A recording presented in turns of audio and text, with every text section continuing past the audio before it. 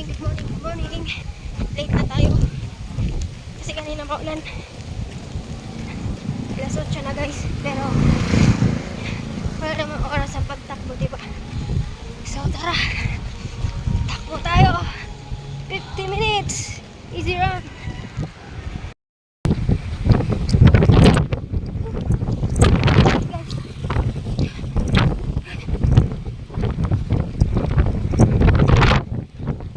Too high. Please slow down.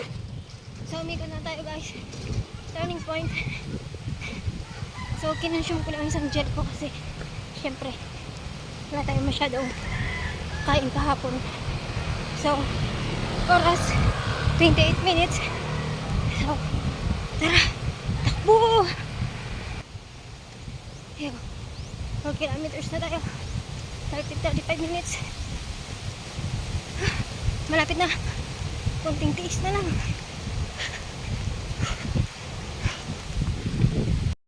47 minutes.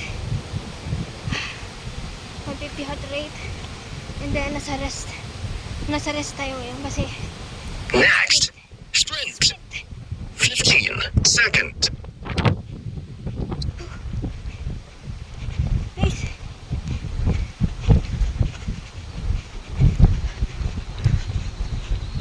Next. Have a rest. 1 minute. Rest 1 minute.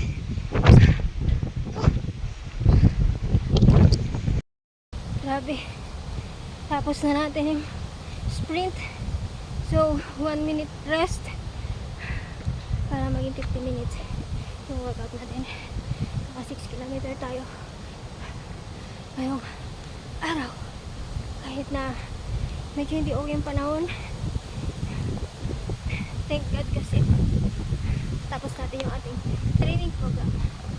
So, yun naman yung goal natin eh. Siyempre,